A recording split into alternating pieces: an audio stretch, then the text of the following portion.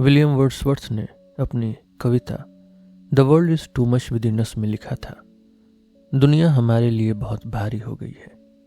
हम हर वक्त बस कमाते और खर्च करते रहते हैं। इस चक्कर में अपनी ताकत भी बर्बाद कर देते हैं। प्रकृति में हमें कुछ भी अपना सा नहीं लगता। हमने अपना दिल भी बेच दिया है। ये कोई अच्छा सौदा नहीं था। समुंदर जो चांद को अपना सीना दिखाता है, हवाएं हर वक्त शोर करती हैं, और अब तो ये भी चुपचाप सोए हुए फूलों जैसी हो गई है। इन सब चीजों से हमारा कोई रिश्ता ही नहीं रहा। ये हमें बिल्कुल भी हिला नहीं पाती। हे भगवान, मैं तो यही चाहूंगा कि मैं पुराने जमाने का कोई पगन होता। शायद तब इस हरी भरी जगह पर खड़े होकर मुझे ऐसे नज़ारे दिखते कि मैं इतना अकेला महसूस न करता। शायद समुंदर से निकलता प्रोटियस दिख जाता, या पुराने ट्राइटन को उसकी सींग बजाते हुए सुन लेता। एक बार की बात है, इस ब्रह्मांड के किसी कोने में, जहां अनगिनत टिमटिमाते सूरजों के झुंड थे, वहां एक तारा था जिस पर चालाक जानवरों ने जानना यानी नोइंग इजाद कर लिया। यह दुनिया के इतिहास का सबसे घमंडी और झूठा पल था, लेकिन फिर भी यह सिर्फ एक पल ही था। प्रकृति ने कुछ सांसें ली, तारा ठंडा हुआ और वो चालाक जानवर मर गए। कोई चाहे तो ऐसी कहानी बना सकता है, फिर भी वो पूरी तरह नहीं समझा पाएगा कि इंसान की समझ प्रकृति में कितनी दुखी, कमजोर, बेकार और बेमतलब दिखती है। अनगिनत जमाने ऐसे बीते जब ये समझ थी ही नहीं, और जब इंसानी समझ का सब कुछ खत्म हो जाएगा तो कुछ भी अलग नहीं होगा, क्योंकि इस समझ का कोई ऐसा काम नहीं है जो इंसानी जिंदगी से आगे जाए।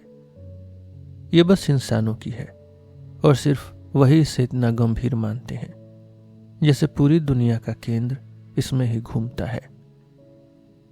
अगर हम किसी मच्छर से बात कर पाते तो वो भी खुद को दुनिया का केंद्र मानकर उड़ता। प्रकृति में कुछ भी इतना बेकार नहीं है कि ये समझ कि हवा लगते ही गुब्बारे जैसा फूल न जाए। और जैसे हर मजदूर को भी कोई चाहने वाला चाहिए, वैसे ही सबसे घमंडी आदमी यानी फिलोसोफर ये सोचता है कि सब तरफ से पूरी कायनात, पूरी यूनिवर्स की नजरें उसी पर लगी हैं। ये हैरानी की बात है कि ऐसा सब इंसान की समझ ने किया, जो इन कमजोर और नाजुक जीवों को बस थोड़ी देर जिंदा रखने के लिए दी गई थी, वरना इनके पास हर वजह थी कि ये अपनी जिंदगी से जल्दी भाग जाएं। जानने और महसूस करने का घमंड आंखों और इंद्रियों पर धुंध की तरह छा जाता है, जो हमें जिंदगी की असल कीमत से धोखा देता है, क्योंकि इसी घमंड में जानने को सबसे ज्यादा जरूरी मान लिया जाता है। यह घमंड अपने आप में ही सबसे बड़ा धोखा है, और इसके छोटे छोटे असर भी ऐसे ही धोखे से भरे होते हैं। इंसान के बचने के लिए उसकी समझ सबसे ज्यादा ताकत छुपाने में दिखाती है। कमजोर लोग जो सींग या तेज दांत से लड़ नहीं सकते, वो खुद को बचाने के लिए चालाकी अपनाते हैं। यह कला इंसान में अपनी ऊंचाई पर है। धोखा, फ्लैटरिंग यानी खुशामद, झूठ, दूसरों की पीठ पीछे बात करना, झूठी शान दिखाना, मुखौटा पहनना, परंपरा के पीछे छुपना, दूसरों और खुद के लिए नाटक करना यानी दिखावे के आसपास घूमते रहना, यह सब इंसानों में इतना आम है कि सोच भी नहीं सकते कि उनके बीच सच की कोई सीधी और साफ चाहत कैसे पैदा हुई होगी। वे लोग तो भ्रम और सपनों में ही डूबे रहते हैं। उनकी आंखें चीजों की सतह पर ही फिसलती हैं और बस रूप देखती हैं, फॉर्म देखती हैं। उनकी इंद्रियां, उनके सेंसेस कहीं भी उन्हें सच तक नहीं पहुंचाती, बल्कि वे तो बस छूते टटोलते खेल में ही खुश रहते हैं। ऊपर से इंसान हर रात अपने सपनों में भी खुद को धोखा देता है। उसका नैतिक भाव इसे रोकने की कोशिश भी नहीं करता, जबकि कहा जाता है कि कुछ लोग तो अपनी मर्जी से खर्राटे भी रोक लेते हैं। इंसान खुद के बारे में असल में क्या जानता है? क्या वो कभी खुद को पूरी तरह समझ पाता है, जैसे किसी शीशे में रखी चीज। प्रकृति बहुत सारी बातें उसमें छुपा लेती है, उसके अपने शरीर के बारे में भी, ताकि इंसान सिर्फ अपने घमंडी दिखावटी दिमाग में ही बंद रहे और उसे अपने शरीर के अंदर चल रही असली बातें, जैसे पेट की गुत्थियां, खून का बहाव और रेशों की हलचल कभी न पता चले।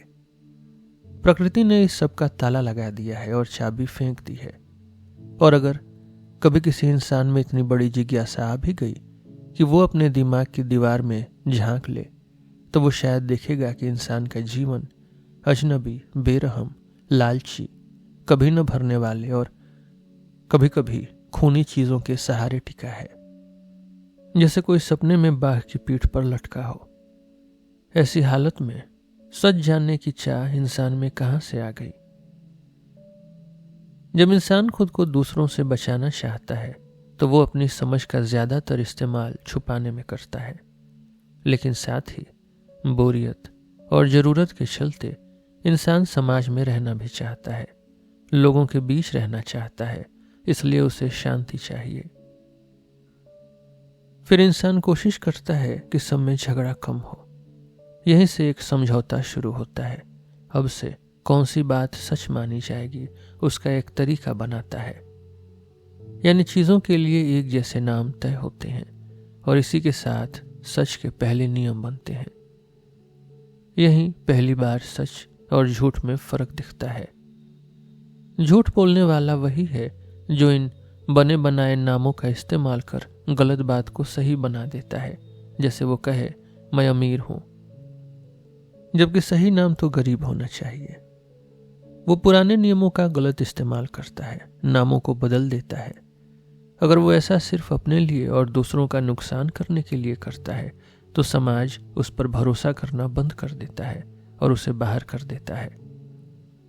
लोग झूठे को इसलिए नहीं छोड़ते क्योंकि उन्हें धोखा ही बुरा लगता है, बल्कि इसलिए क्योंकि धोखे से उन्हें नुकसान हो सकता है।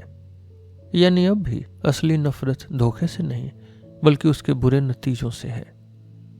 इसी तरह अब इंसान को भी सच सिर्फ इस हद तक चाहिए कि उससे जिंदगी ठीक से चलती रहे। जिस सच का कोई असर नहीं, उसके लिए इंसान को कोई फर्क नहीं पड़ता, और जो सच नुकसानदायक या बिगाड़ने वाला हो, उनसे तो वो दूर रहता है। और इन भाषा के नियमों का क्या ये सच की समझ से बने हैं? क्या हमारे दिए नाम चीजों से बिल्कुल मिलते हैं? क्या भाषा हर चीज को सही तरीके से बता सकती है? इतना तो सिर्फ भूल कर ही ये सोच सकता है कि उसके पास ऐसी कोई सच है। अगर वो सिर्फ बिल्कुल सपाट सच में खुश नहीं है, तो फिर वो हमेशा सच की जगह भ्रम को चुनता रहेगा। शब्द क्या है? यह हमारी नसों में उठी हलचल की आवाज है। लेकिन इस नस की हलचल से बाहर की दुनिया तक पहुंचने का जो अंदाजा है, वो तो गलत और बिना वजह है। अगर सच ही भाषा बनाने की वजह होती, अगर नाम चुनने में पक्की समझ होती, तो हम कैसे कह सकते पत्थर सख्त है, जैसे सख्त कोई और जगह भी जाना पहचाना हो। जबकि ये तो बस हमारी अपनी फीलिंग है। हम चीजों को लड़का या लड़की जैसे नाम देते हैं, किसी पेड़ को मर्द और पौधे को औरत मानते हैं। कितना मनमाना है ये सब। हम कहते हैं सांप, ये बस उसके बलखाने, उसके ट्विस्ट की खूबी बताता है, जो कि कीड़े में भी हो सकती है। कितनी मनमर्जी से फर्क किए जाते हैं। कभी किसी बात की, कभी किसी बात की पसंद दिखती है। अलग अलग भाषाएं साथ रखें तो दिखता है कि शब्दों से कभी भी असली सच या सही मतलब नहीं मिलता, वरना इतनी सारी भाषाएं होती ही क्यों? जो चीज जैसी है बिल्कुल वैसी, यानी जो बिल्कुल सच्चाई है, वो भाषा बनाने वाले को समझ में नहीं आती और न ही उसे उसकी जरूरत लगती है। भाषा बनाने वाला तो बस चीजों और इंसानों के आपसी रिश्ते को नाम देता है, और इन रिश्तों को दिखाने के लिए वो बहुत जबरदस्त रूपक चुनता है, जबरदस्त मेटाफर्स चुनता है। शुरुआत में नस की हलचल, नर्व स्टिमुलस, इसको एक तस्वीर में बदला जाता है। यही पहली रूपक, पहला मेटाफर। फिर उस तस्वीर की नकल करके आवाज बनाई जाती है। ये दूसरा रूपक यानी सेकंड मेटाफर है। हर बार एक दुनिया से दूसरी बिल्कुल अलग दुनिया में छलांग लग जाती है। जैसे एक आदमी सोचो जो पूरी तरह बहरा है, जिसने कभी आवाज या म्यूजिक महसूस नहीं किया। शायद ऐसा आदमी चिलाडनी की आवाज वाली फिगर्स को देखकर हैरान हो जाए, और शायद वो उनके कारण डोरी के कंपन में ढूंढे, स्ट्रिंग के वाइब्रेशन में। और अब पक्का मान ले कि वो जानता है लोग आवाज से क्या मतलब रखते हैं। हम सबके लिए भाषा भी ऐसी ही है। हम सोचते हैं कि हम पेड़, रंग, बर्फ, फूल, इन जैसी चीजों के बारे में सच जानते हैं, पर असल में हमारे पास चीजों के लिए सिर्फ मेटाफर्स होते हैं, सिर्फ रूपक। और ये मेटाफर्स असली चीज से कभी नहीं मिलते। जिस तरह आवाज रेत की आकृति बन जाती है, जिस तरह साउंड सैंड फिगर बन जाती है, वैसे ही वो असली अनजानी चीज, मिस्टीरियस सेक्स या थिंग इन इटसेल्फ पहले नस की हलचल बनती है, फिर तस्वीर बनती है, आखिर में आवाज बन जाती है। यानी भाषा कभी भी सीधी सीधी नहीं बनती। और जो भी सामान सच के चाहने वाले वैज्ञानिक या फिलोसोफर बाद में इस्तेमाल करते हैं, अगर वो परियों की दुनिया से नहीं आया तो भी चीजों के असली रूप से नहीं आया। अब जरा सोचिए, कॉन्सेप्ट कैसे बनते हैं। हर शब्द तभी कॉन्सेप्ट बनता है जब वो उस पहली बिल्कुल अलग असली चीज की याद दिलाने के लिए नहीं, बल्कि ऐसे बहुत सारे मिलते जुलते मामलों पर फिट हो सके। मतलब ऐसे मामले जो कभी भी एक जैसे नहीं होते, यानी बिल्कुल अलग अलग होते हैं। हर कॉन्सेप्ट अलग अलग चीजों को एक बराबर मानकर बनता है। जैसे पक्का है कि कोई पत्ता कभी दूसरे पत्ते जैसा बिल्कुल नहीं होता, फिर भी पत्ता का कॉन्सेप्ट, लीफ का कॉन्सेप्ट हम बनाते हैं। जब हम उनकी असल अलग बातें हटा देते हैं, उनकी अलग पहचान को भूल जाते हैं, ऐसा लगता है कि पत्तों के अलावा प्रकृति में कहीं एक असली पत्ता भी है, एक ऐसा मॉडल जिसके हिसाब से सारे पत्ते बनाए गए, मापा गया, रंगा गया, घुमाया गया, मगर किसी ने भी उस मॉडल की बिल्कुल सच्ची नकल नहीं बनाई। हम किसी को ईमानदार कहते हैं, फिर पूछते हैं आज उसने इतना ईमानदारी से क्यों किया। हमारा जवाब होता है उसकी ईमानदारी की वजह से।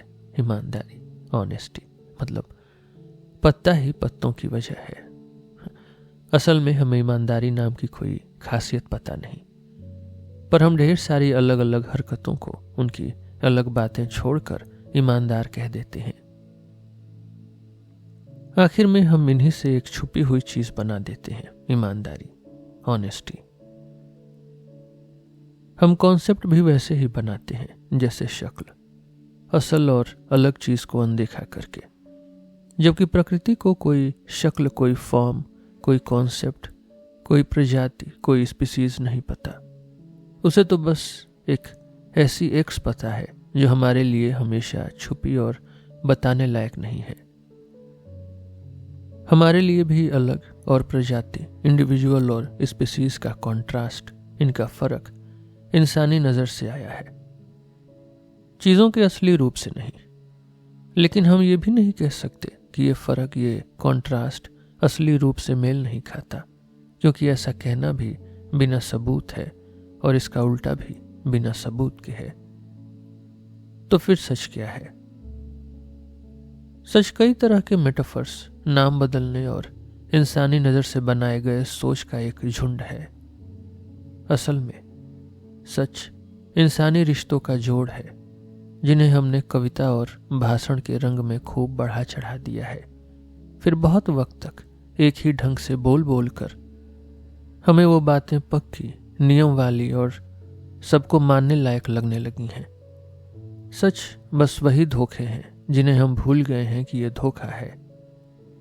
ये ऐसे मेटाफर्स हैं जो बहुत पुराने हो गए हैं और उनमें अब असली असर, असली फोर्स नहीं बचा। जैसे पुराने सिक्के जिनकी छाप मिट गई हो, अब वो बस मेटल माने जाते हैं, सिक्के नहीं। आज तक हमें पता नहीं चला कि सच की चाह कहाँ से आती है। अभी तक हमने बस इतना सुना है कि समाज जीने के लिए एक जिम्मेदारी, एक ड्यूटी देता है। सच बोलना मतलब वही पुराने रूपक, वही पुराने मेटाफर्स अपनाना। यानी सीधी भाषा में कहें तो ये उस तय नियम, उस फिक्स्ड कन्वेंशन के मुताबिक झूठ बोलना है। जैसे सब लोगों के साथ मिलकर जिस तरह सब करते हैं उसी तरह झूठ बोलना है। अब इंसान ये बात भूल जाता है कि वो यही कर रहा है, इसलिए वो ऐसे ही झूठ बोलता है, बिना जाने, बिना सोचे और पुराने समय से चली आ रही आदतों के हिसाब से। इसी बेहोशी, इसी अनकॉन्शियसनेस और भूलने से उसे सच का एहसास होता है। जैसे किसी चीज को लाल, दूसरी को ठंडी, तीसरी को गूंगी कहना जरूरी समझा जाता है। यहीं से सच के लिए एक नैतिक, एक मोरल भावना पैदा होती है। सच की इज्जत, भरोसा और फायदेमंद होना इंसान को झूठे से फर्क करके ही समझ आता है, जिस पर कोई भरोसा नहीं करता और सब अलग कर देते हैं। अब इंसान खुद को समझदार मानकर, रेशनल मानकर अपना व्यवहार, अपना बिहेवियर उन ऊपरी नामों के हवाले कर देता है, उन अब्स्ट्रैक्शंस के। अब वो अचानक मिले किसी एहसास, किसी इंप्रेशन या झटके से नहीं बहता।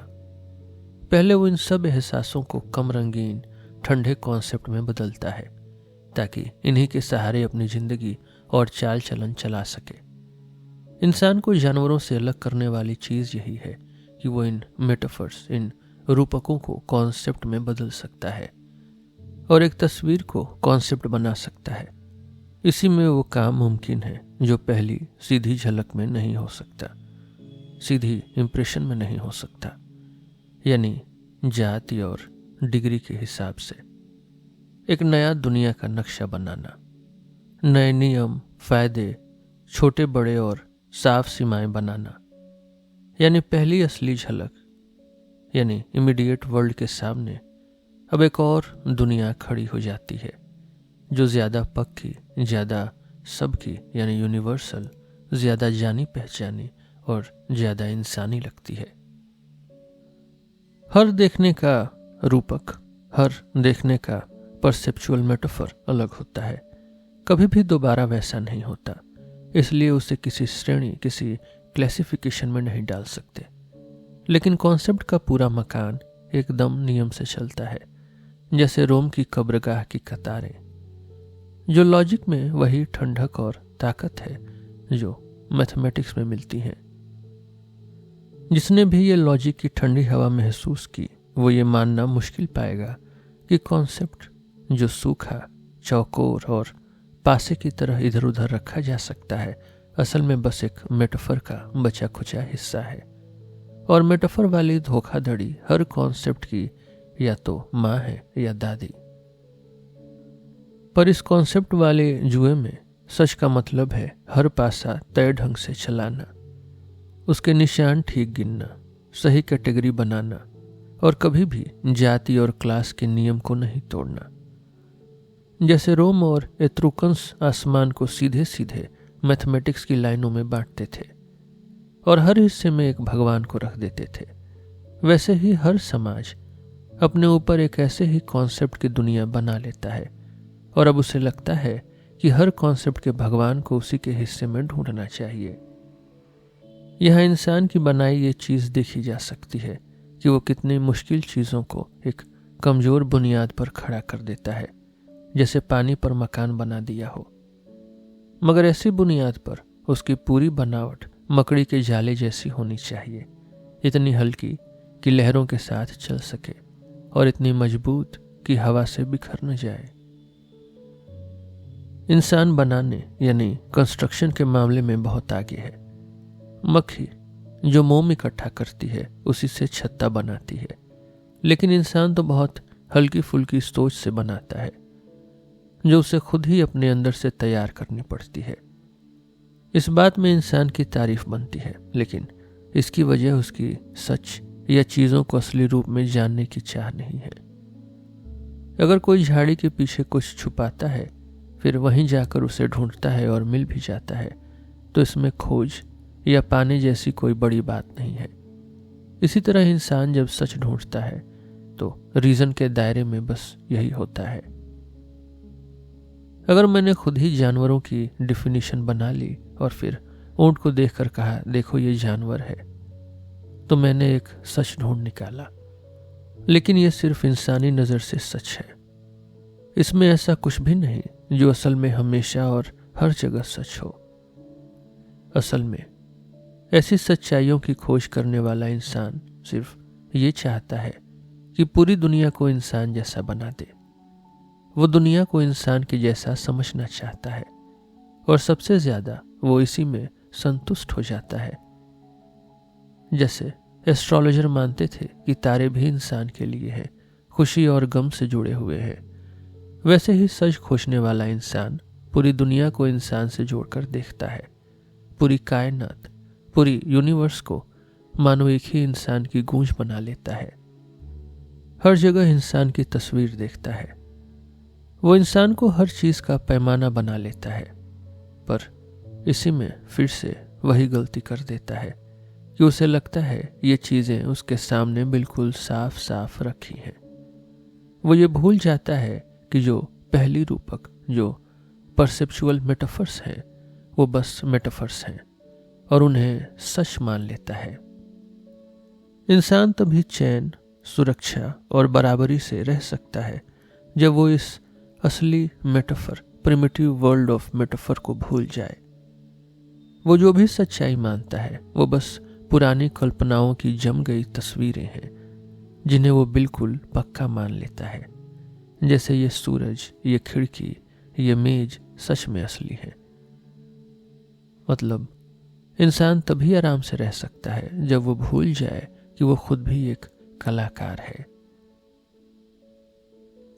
अगर कभी एक पल के लिए भी इंसान इस यकीन की दीवारों से बाहर आ गया तो उसका आत्मज्ञान, उसका सेल्फ कॉन्शियसनेस एकदम टूट जाएगा।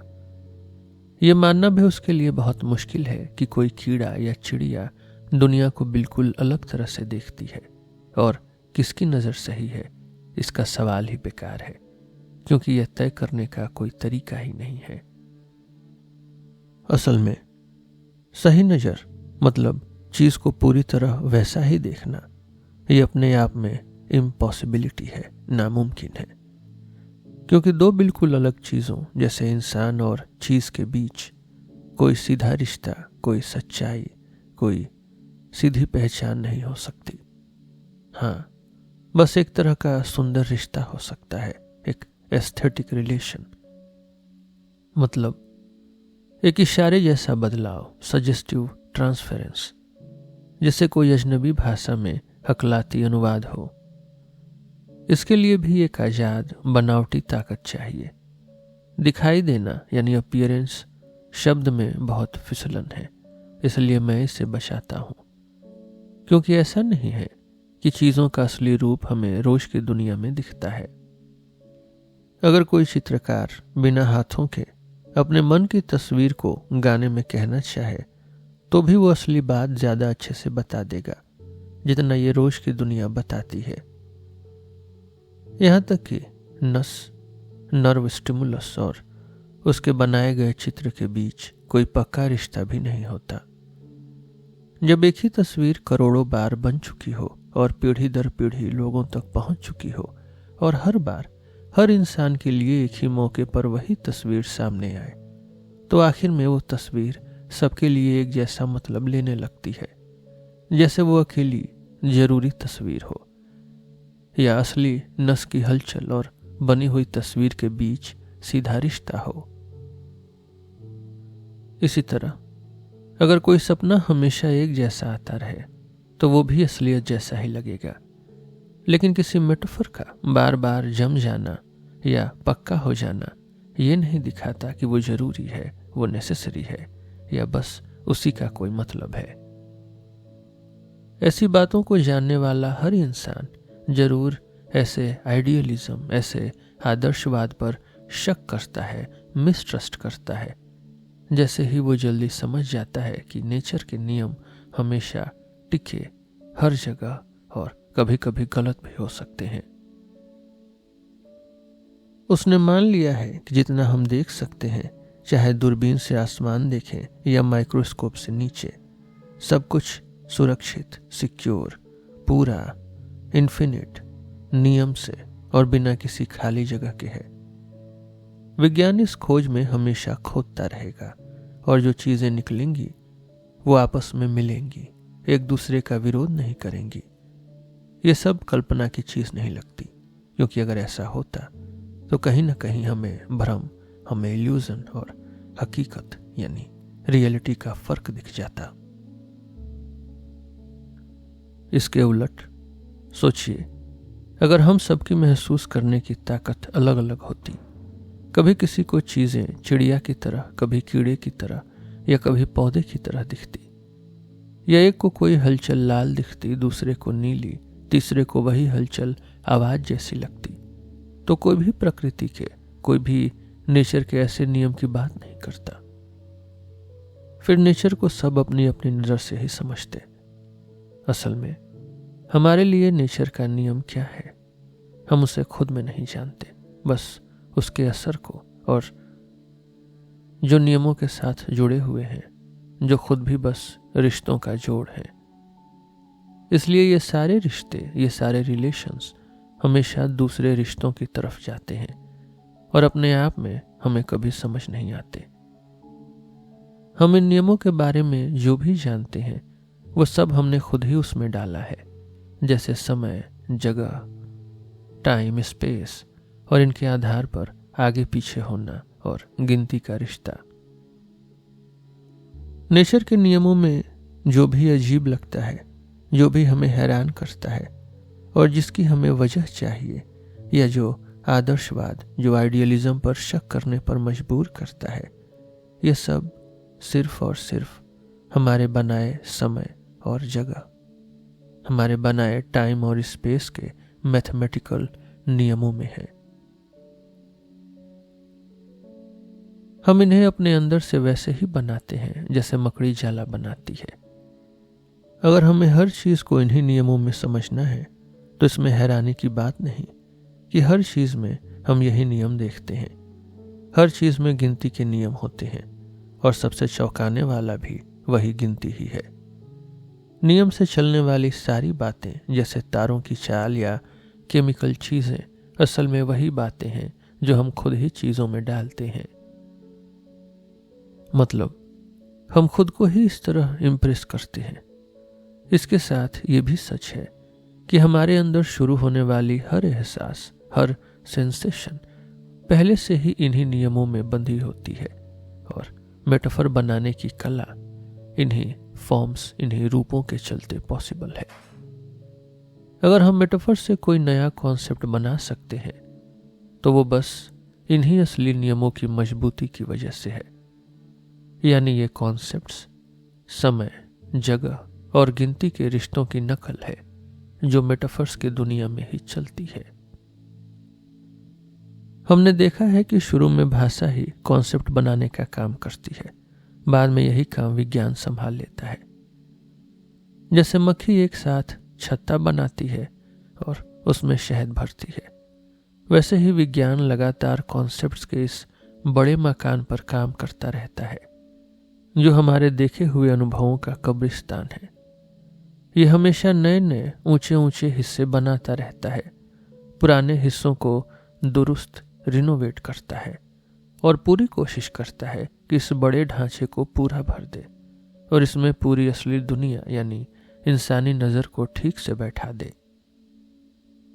एक तरफ जो इंसान बस अपने जीवन को समझदारी और कॉन्सेप्ट से बांध कर रखता है ताकि वो बिखर न जाए, लॉस्ट न हो जाए, वैसे ही वैज्ञानिक, वैसे ही साइंटिफिक इन्वेस्टिगेटर अपनी छोटी सी झोपड़ी विज्ञान के बड़े मकान के पास बना लेता है ताकि वो उस पर काम भी कर सके और जरूरत पड़े तो उसमें छुप भी सके, क्योंकि उसे भी सुरक्षा चाहिए, क्योंकि डरावनी ताकतें बार बार उस पर हमला करती हैं जो विज्ञान की सच्चाई के सामने अपनी अपनी अलग सच्चाइयां ले आती हैं। मेटाफर्स बनाने की चाह इंसान में सबसे ज्यादा गहरी है, जिसे सोचते वक्त एक पल के लिए भी छोड़ा नहीं जा सकता, क्योंकि ऐसा किया तो इंसान ही खत्म हो जाएगा। ये चाह, ये ड्राइव पूरी तरह कभी भी खत्म नहीं होती, भले ही कॉन्सेप्ट्स की पक्की दुनिया बनाकर इसे कैद कर लिया जाए। ये चाह अपना नया रास्ता ढूंढ लेती है, जैसे कहानी या कला में ये बार बार कॉन्सेप्ट्स की रेखाओं को गड़बड़ करती है, नई नई मिसालें, नए मेटाफर्स और नए नाम बदलना लाती है। ये चाह हमेशा चाहती है कि असली दुनिया को फिर से रंग बिरंगी, अनोखी, मोहक यानी चार्मिंग और नए सपने जैसी बना दे। असल में इंसान बस कॉन्सेप्ट्स के मजबूत जाल से ही देख पाता है कि वो जाग रहा है, और जब ये जाल कला से टूटता है तभी उसे लगता है कि वो सपना देख रहा है। पास्कल ने ठीक कहा था, अगर हर रात एक ही सपना आता तो हम उसका भी उतना ही ध्यान रखते जितना रोज की चीजों का रखते हैं। पास्कल ने कहा, अगर कोई मजदूर हर रात लगातार 12 घंटे सपना देखे कि वो राजा है, तो वो उतना ही खुश रहेगा जितना वो राजा जो हर रात 12 घंटे सपना देखे कि वो मजदूर है। असल में कहानी की दुनिया में हमेशा चमत्कार होते हैं। ऐसी सोच रखने वाले लोग जैसे पुराने ग्रीक, उनका जगना भी एक सपने जैसा ही था, न कि किसी वैज्ञानिक सोच वाले इंसान जैसा, जहां हर पेड़ अचानक एक अप्सरा बनकर बोल सकता है, भगवान बैल बनकर किसी लड़की को ले जा सकता है, या देवी एथेना खुद एथेंस की बाजार में रथ पर घूम सकती है। और सच्चे एथेनियन इसी पर विश्वास करते थे। तो हर पल कुछ भी हो सकता है। पूरी नेचर इंसान के आसपास ऐसे घूमती है जैसे वो बस भगवानों का मेले हो, जो इंसानों को अलग अलग रूप में धोखा देकर खेल रहे हैं। मगर इंसान के अंदर भी अपने आप को धोखे में रखने की बहुत गहरी चाह है, और जब कोई उसे कहानियां ऐसे सुनाता है जैसे वो सच है, या जब थिएटर का कलाकार असली राजा से भी ज्यादा राजसी दिखता है, तो इंसान को बहुत खुशी मिलती है।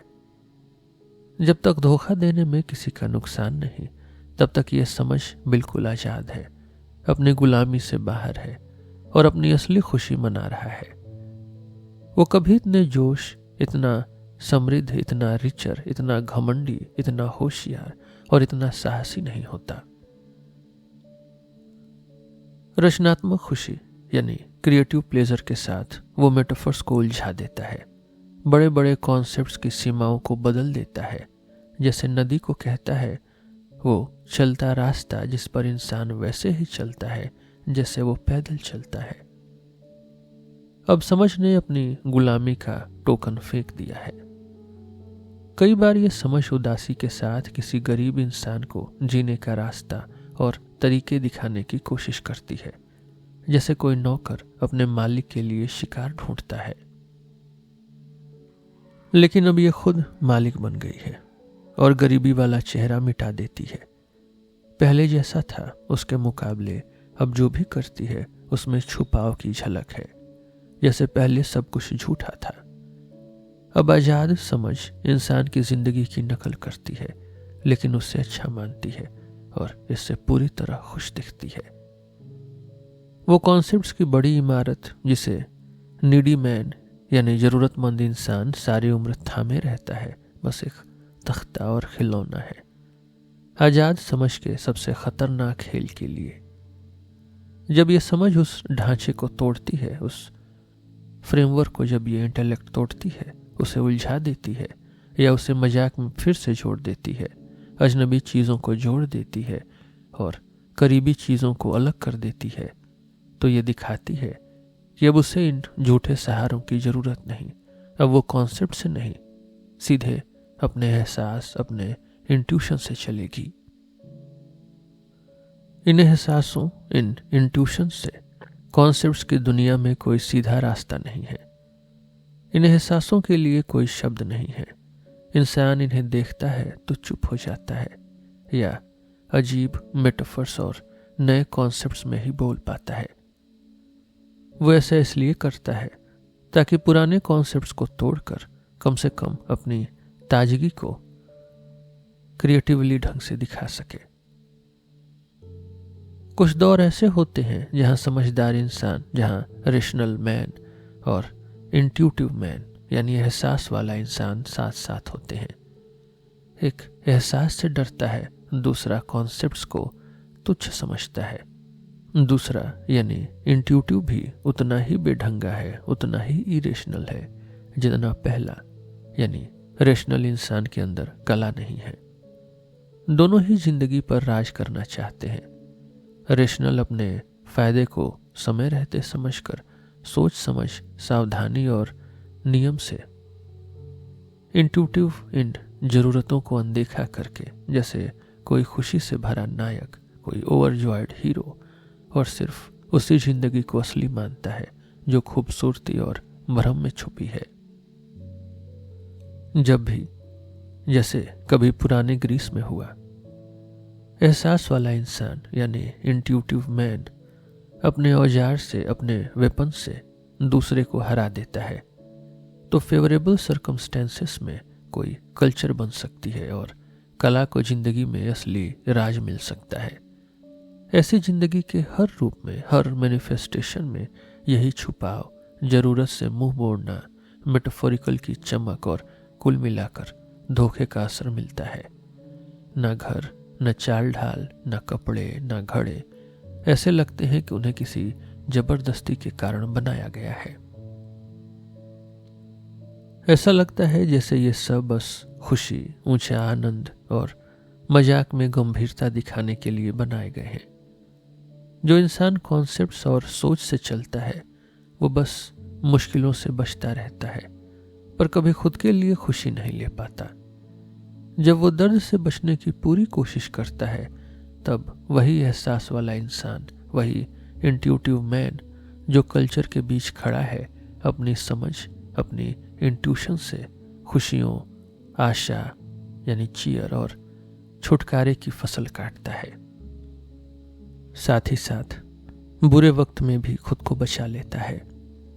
हाँ, जब दुख आता है तो बहुत गहराई से दुखी होता है। वो बार बार वही गलती करता है क्योंकि वो एक्सपीरियंस से नहीं सीखता।